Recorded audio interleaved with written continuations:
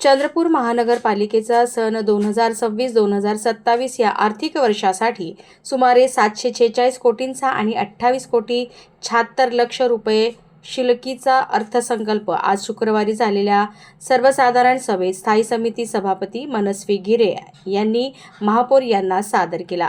शहराच्या सर्वांगीण विकासाला प्राधान्य देत पायाभूत सुविधा, आरोग्य, स्वच्छता व पाणीपुरवठा यावर विशेष भर देण्यात आला आहे।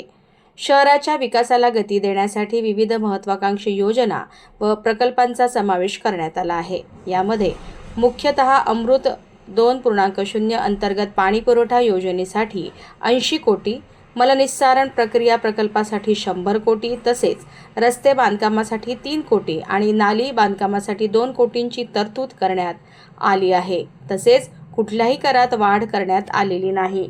नागरिकांना दर्जेदार आरोग्य सुविधा मिळाव्यात याकरिता 22.49 कोटी रुपयांचा निधी राखून ठेवण्यात आला आहे। महापालिका रुग्णालयांचे सक्षमीकरण आणि औषधोपचारांसाठी हा निधी खर्च केला जाईल। चंद्रपूरला सुंदर आणि हरित करण्यासाठी चौक सौंदर्यीकरणासाठी या अर्थसंकल्पात तरतूद करण्यात आली आहे।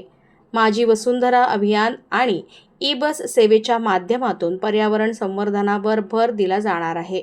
शहरातील रस्ते दुरुस्ती व नवीन बांधकामासाठी पथदिव्यांच्या देखभालीसाठी निधी दिला जाणार आहे। स्थानिक प्रभागातील तातडीची कामे मार्गी लावण्यासाठी नगरसेवक स्वेच्छा निधीत वाढ करण्याची मागणी महापौर व सभापतींनी मान्य केली। पूर्वीचा 5 लाख रुपयांचा निधी आता 15 लाख रुपये करण्यास सर्वसाधारण सभेने मान्यता दिली आहे।